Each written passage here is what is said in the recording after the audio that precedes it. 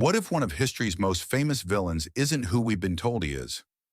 In I Was Not Satan, the real story of Lucifer, Dr. W. J. Brendel traces the story of Lucifer through ancient texts, biblical translations, folklore, and centuries of tradition to separate documented history from popular belief. If you enjoy exploring mysteries with evidence instead of assumptions, this book will challenge what you think you know. I Was Not Satan, the real story of Lucifer is available now on Amazon, Barnes & Noble, and other major booksellers. Learn more at wjbrendel.com. Welcome to Forever Paranormal, where shadows remember and silence has a way of speaking. I'm Dr. Bill, your guide through the strange and the unexplainable. And I'm Deb. Every week we dig into what hides between belief and proof. Cryptids, hauntings, witchcraft, UFO sightings, and the stories people swear are true. We don't tell you what to believe. We just look at what's possible, what's been witnessed, and what refuses to stay quiet. If you like what we do, follow, rate, and share the show. It helps keep the lights on. And if you want to go deeper, step inside the crypt. Patreon members get the show ad-free, a full day early, and gain access to our entire archives, years of investigations, bonus episodes, and conversations we don't release anywhere else. You can join at foreverparanormal.com or by searching Forever Paranormal The Crypt on Patreon. And remember that you're never alone. If you ever need someone to talk to, the Suicide and Crisis Lifeline is 988. Sometimes the strangest stories don't begin with a monster. They begin with something that just doesn't feel quite right. A dog that suddenly refuses to leave the porch. Chickens disappearing without a sound. The uneasy feeling that when the sun goes down, you aren't alone anymore. Welcome back to Forever Paranormal, where we know Natinak is more than a myth. Every story is a door between worlds. And this week, we step through the quiet river bottoms of western Kentucky, where one family claimed something enormous emerged from the woods for nearly a year and refused to leave. Hi there, Deb. Hi. So, what kind of good humor you got for us this week? Or you got questions, or what do you got? Well, the other day you mentioned seeing some post about a diaper nurse for the president. Yeah. Well, as you know, I was immediately cast into hysterical laughter. So was the rest of the grocery store. They knew you were laughing too. The images that went through my head are disturbing. I can imagine. Anyway, I of course had to proceed to investigate. Apparently, his executive assistant has been given this unfortunate nickname out of pure speculation and perhaps devious intention on the internet because she is always seen with him. She's also been called a human printer. Regardless, Snopes.com has determined that the claim is false, that she is secretly his hospice nurse, stating there is no evidence she is certified to work in that capacity, nor is there any record of her as a licensed nurse of any kind in Washington or Florida. Don't get me wrong, I'm not a fan, but the poor woman is just trying to do her job. Okay, so you've verified she is just an assistant. Yes, she's the executive assistant. Okay, well, that makes a lot more sense. Mm-hmm. Thank you for looking into that. And yeah, the whole grocery store knew you were laughing about that one. All right, so let's go ahead and move on. All right, Deb. Before we get into this week's story, I want to ask you something. Oh, boy. You're home by yourself. It's about 10 o'clock at night. You hear something outside. That always happens to me. Yeah, not just once, but every night for a few weeks. I'd probably assume it was an animal. The first week? Sure. The second week? I'd probably start getting annoyed after one night. The third week, your dogs refuse to go outside and stuff? Okay, now you've got my attention. All right, because that's where this story starts. Not with somebody spotting a monster standing in a field, not with giant footprints or anything, not with some blurry photograph. It starts with a family slowly realizing Something around their home isn't behaving the way the natural world is supposed to behave. That's creepier. Well, I think so too, because if somebody sees a strange creature for 5 seconds and it disappears, well, that's one thing. But living with the possibility that something is outside your house every single night, that's something completely different. Where are we? Well, we're in Spottsville, Kentucky, a tiny community in western Kentucky in Green River County. If you've never been there, imagine rolling farmland that gives way to thick woods and river bottoms, and it's really beautiful during the day. I know you don't like all that green, but at night there are places where your flashlight just seems too small. Okay, you're setting the mood. Yeah, because the setting matters. This wasn't downtown Louisville. There weren't porch lights stretching down every road. Once darkness settled over the woods, the darkness won. In 1975, Red and Rose Nunnelly moved there with their family. They weren't paranormal investigators or anything. They weren't out hunting Bigfoot. They were looking for exactly what thousands of families wanted. Just a quiet place, a little land, and maybe some privacy. Which, ironically, is also where every horror movie begins. Well, yeah, you get a good point. It really does. And the funny thing is, if this were a movie, you'd already be yelling at the screen. Yeah, don't buy the farmhouse. Exactly, except the Nunnellys had no reason not to. The house sat on Mound Ridge Road, surrounded by fields and woods. It was beautiful. Their grown son, Harold, parked a trailer nearby with his own family. So there were just kids everywhere then. And chickens in a yard, there was a garden, farm animals, and for a little while, life was exactly what they hoped it would be. So what changed? Well, that's what's fascinating. It was nothing dramatic, well, at least not at first, but the chickens just started disappearing. Anyone listening who has chickens just rolled their eyes. Yeah, rightfully so, because foxes still chickens, raccoons still chickens, coyotes still chickens, neighbors still chickens, and that's not a mystery. Nobody calls the sheriff because something got into the chicken coop. So they didn't think much about it. Not initially, not until the dogs changed. How? How did they change? Well, they had two large guard dogs, and the kind that growled and barked at strangers and everything. The kind that patrol a farm. According to the family, these dogs began crawling underneath the house. Not to cool off, not because they were sick, because they appeared to be terrified. Animals are funny that way. Sometimes they react before people do. That's exactly what Red and Rose started wondering. What are they afraid of? The family hadn't seen anything. There was no monster, no glowing eyes, no giant footprints, just dogs that suddenly wanted absolutely nothing to do with being outside after dark. Did they ever try letting them out anyway? They did. And according to the family, the dogs wouldn't stay out. They'd bolt right underneath the house. See, that's the part that would get me. Because dogs don't read ghost stories. Or No. at all. No, they don't. And now, does that prove there was some unknown creature outside? Well, absolutely not. Dogs can react to all kinds of things. Wild animals, storms, sounds we don't even hear.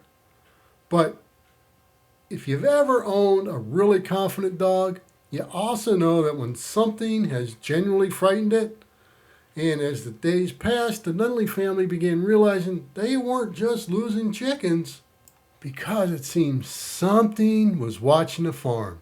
Not passing through, but watching them.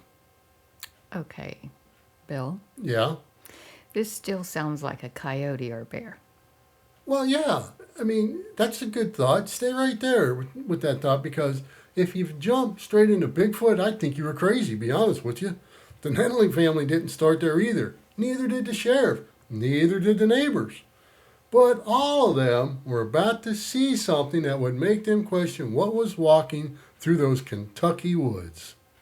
One thing I've learned over the years, Deb, is that the fastest way to ruin a good mystery is to decide what it is before you've ever heard the whole story. That's fair. Because if you start with Bigfoot, every piece of information gets forced into that Bigfoot box. If you start with it's a hoax, You do the same thing with that. I'd rather just follow the family through what they experienced. Which so far is disappearing chickens and dogs that suddenly don't want to go outside.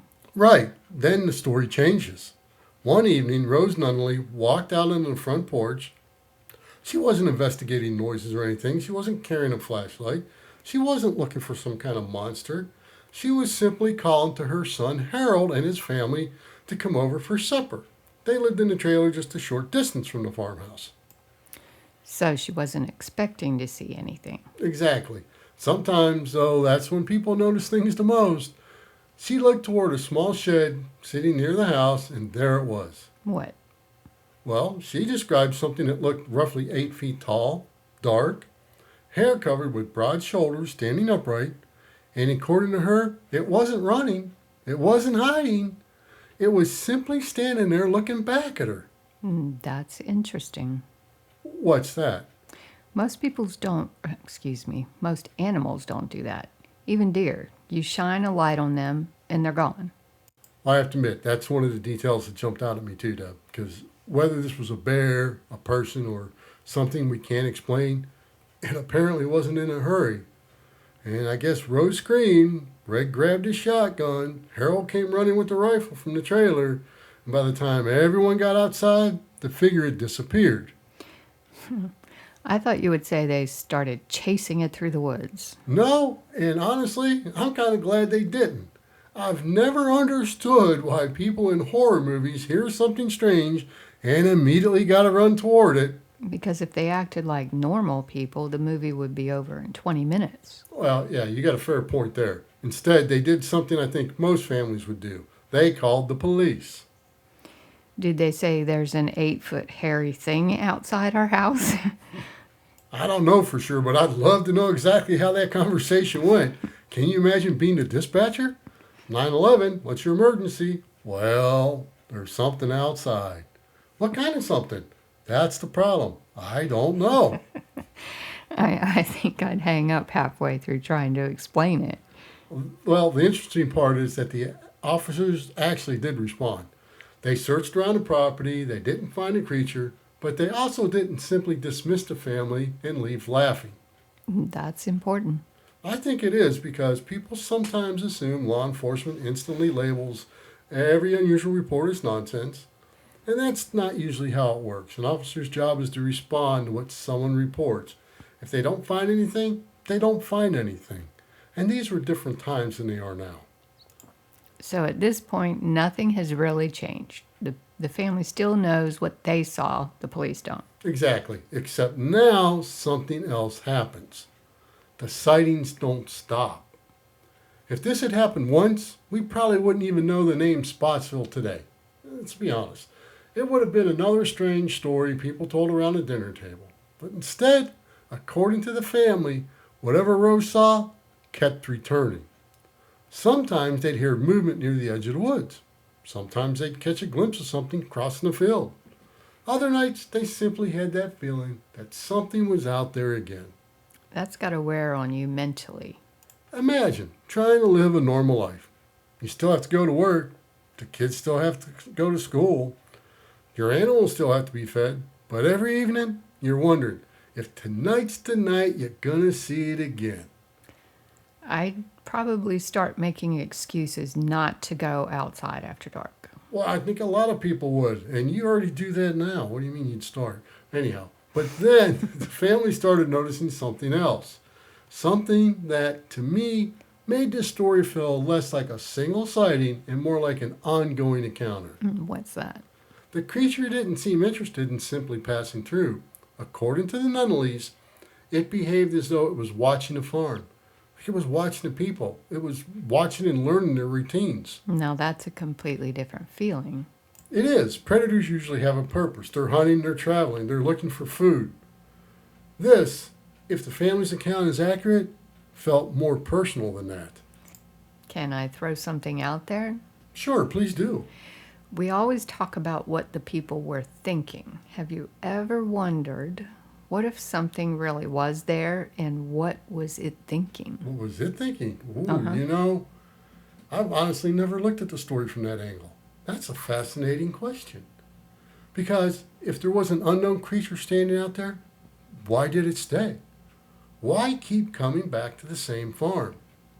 Why let yourself be seen at all?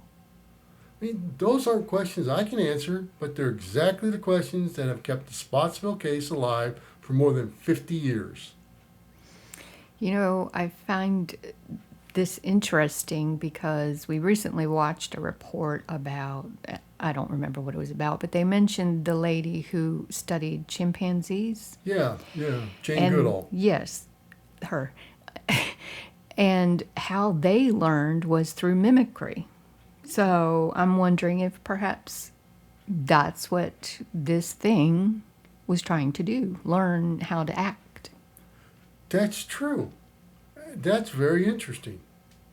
Because the family didn't walk outside the first night and say, "Hey, honey, there's a Bigfoot in the yard." They saw something they couldn't identify. Sometimes I think we forget that, right? We already know all the labels. They didn't. That's a good point. It's easy to work backward when you've had 50 years of documentaries and TV shows. Exactly. I mean, now the story starts spreading, not because the Nunnellys wanted attention, but because word gets around in a small town. You know how it is. Somebody tells the neighbor tells somebody else. Pretty soon, Betty Lou down at the post office is telling everyone, and everyone's heard there's a family outside of Spottsville claiming a giant hairy creature is roaming around their farm. Which probably means half the county thinks they're crazy and the other half grabs a flashlight and a gun. Well, honey, you just described rural America. You know I'm right. We've lived there. Yeah, you're right. I can't argue with that. But even in a small town, before long, reporters started showing up because newspapers covered the story, television crews came to the property, people drove out hoping to catch a glimpse of whatever had been frightening that family. That's the last thing I'd want if I was already scared. Same here. Imagine trying to put your kids to bed or put them on the school bus, and you got strangers parked up and down the road waiting for some monster to appear. That's got to make everything worse. Yeah, it probably did, because now every noise outside isn't just frightening. You're wondering, is that the creature? Is that another reporter? Or is it just somebody hoping for a good story? The line between curiosity and chaos starts getting pretty thin. Did anybody besides the family see this thing? Well, that's one of the reasons this case stayed alive so long. Yes, there were neighbors who claimed sightings.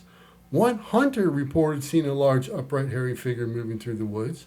Other people began reporting unusual encounters in the area as the news spread. Now, we have to be careful here though, Deb, because some of those reports were made while the original events were unfolding. Others surfaced later. It's impossible to know whether every report represents an independent sighting or whether people started interpreting ordinary experiences through the lens of what they'd already heard. It's human nature. Well, it is. If everyone in town is talking about a monster, you're more likely to think that monsters when you hear something in the woods. I mean, what else is it going to be? It's got to be the monster. That doesn't make anyone dishonest. It's just how people process information. But it doesn't mean everybody imagined it either. Exactly. Both things can be true. Now, here's another detail that caught my attention. Investigators and officers reportedly found unusually large footprints around the property on more than one occasion. Okay, I'm going to ask a very obvious question. Were they Bigfoot prints? That's the million-dollar question, Deb. Some descriptions mention footprints around 15 inches long. Others describe them as wider than an average man's boot. Unfortunately, we don't have the kind of detailed forensic documentation we'd love to have today, right? There's no high-resolution photographs. There's no GPS coordinates. There's no castings from it, just descriptions from people who were there. That's frustrating. Very, because if this happened today, everybody would have a phone in their pocket. There'd be trail cams, security cameras, drones. In 1975, you had a flashlight, and maybe, just maybe, somebody remembered to grab a camera. And by the time they did, whatever it was had probably disappeared. Exactly. Now, here's where my brain starts wrestling with the story. Let's assume, just for sake of discussion, that every member of the family sincerely believed they were seeing the same thing. That still leaves us with a huge question. What was it? Bear. Possible. Escape ape. Stranger things have happened, Deb. Somebody in a costume. Well, that's also possible, but each explanation starts running into little problems. A bear doesn't normally stand watching a farmhouse over and over. A man in a costume? Well, he has to explain why he'd spend months terrifying one family with apparently nothing to gain from it. And an escaped ape? Well, where in the world did it come from? Jane Goodall's jungle? That's probably why this case has never really gone away. Right. Nobody has an explanation that answers every question. Instead, every explanation solves one part of the puzzle while creating another. Which is exactly why we're still talking about something that happened 50 years ago. Yeah, and we're not finished yet because so far, this is still mostly a cryptid story. A large creature, hair, footprints, eyewitnesses. Okay, fair enough. But as investigators spent more time talking with the family, the story began drifting into territory that had a lot of researchers scratching their head. Let me guess. It starts getting weird. Oh yeah, really weird. And that's where the Spottsville Monster stops looking like just another Bigfoot case and starts becoming something else entirely. Okay, I'm waiting for the part where this stops sounding like an unusual Bigfoot case. So were a lot of the investigators, because for months, most people looking at this treated it exactly that way. Large, hairy creature, footprints, multiple witnesses. All right, case closed. Except the family kept talking, and the more they talked, the stranger the story became. Meaning? They didn't just describe a large animal anymore. They started describing behavior. Behavior that didn't fit anything anyone could easily explain. One member of the family claimed the creature would sometimes stand at the edge of the woods and simply watch the house. Not for a few seconds, but for long periods of time. And maybe, like you said, it was trying to mimic them.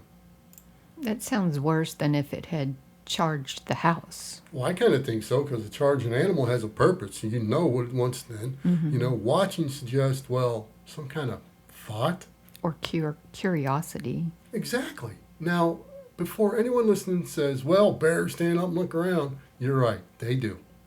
But they don't usually come back to the same farmhouse over and over for months just to observe the people living there. At least there's no evidence that any kind of normal behavior for a bear. Fair enough. And then came one of the strangest claims. A neighbor reported encountering a creature in the woods. According to his later account, he felt as though it communicated with him. Not by speaking, not by making sounds, but somehow directly. Hold on. Are you talking about telepathy? I'm not, but that's exactly what he's claimed. Now, I want to be crystal clear. This comes from later interviews and investigations. It is not something documented in the earliest newspaper coverage.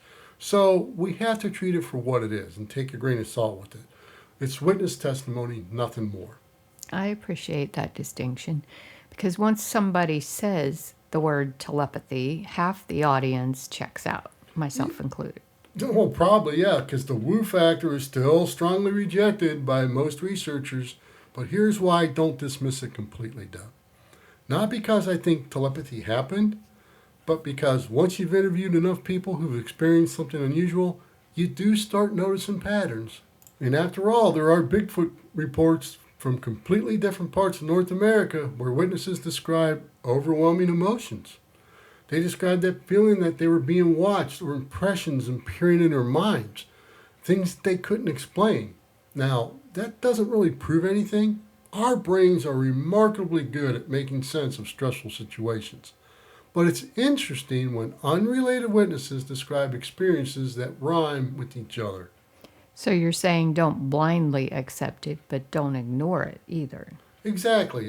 Now another claim being circulated is some witnesses believe that the creature didn't always leave tracks. Now, how is that possible? Well, it certainly sounds unusual, especially because there were times when investigators reportedly found large footprints and other times when witnesses insisted something heavy had just crossed an area where no tracks could be found. Could that just be the ground? Absolutely. You got frozen ground, you got leaf litter, right? You got rocky areas. There's any number of things where, might not leave a track, which is why I don't think that claim carries nearly as much weight as the eyewitness testimony themselves. But this is where people started thinking maybe this wasn't just an undiscovered animal. Right. And that's where Barton Nunnelly enters the story. Because years after the original events, he continued investigating what happened around Spottsville. He interviewed witnesses, he collected additional reports, compared them to other cases throughout Kentucky. As his research grew, so did the mystery.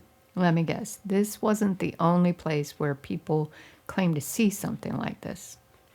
Not even close. Kentucky has a long history of reports involving large, upright, hairy creatures. Some people immediately connect them all. Others think they're completely unrelated. Personally, I don't know. Each case deserves to stand on its own merit. That's probably the safest approach. Well, I think so, because once you start forcing every mystery into the same box, you stop seeing what's unique about each one. And the unique thing about Spottsville isn't just the creature. It's the family. Because for nearly a year, they kept telling exactly the same story. Not because it made them rich, not because it made them famous. If anything, it just made their life harder. So after everything you've read, where do you stand on this? Honestly, I don't know what they saw, Deb. I don't know if it was an unseen animal. I don't know if some of the stranger details grew over time as the memories were retold. You know how our minds work. And I don't know whether 50 years later we'd recognize what frightened that family if it walked across our yard. But I do believe something happened on that farm. Something serious enough that an ordinary family spent months wondering what was waiting for them every time the sun went down. Maybe that's the real mystery. I think it is. Sometimes the most honest answer isn't, I know. Sometimes it's simply, I don't know what they experienced. But I understand why they never will forget it. Well, at least until next time, when we discuss another tale yet to be told. Thanks for listening to Forever Paranormal. Follow, rate, and share the show. It helps others find us and keeps the stories coming. Step inside the crypt for archive and exclusive episodes at foreverparanormal.com. And keep up with my latest books and research at wjbrendel.com. And until next time, remember, the veil is always thinner than you think.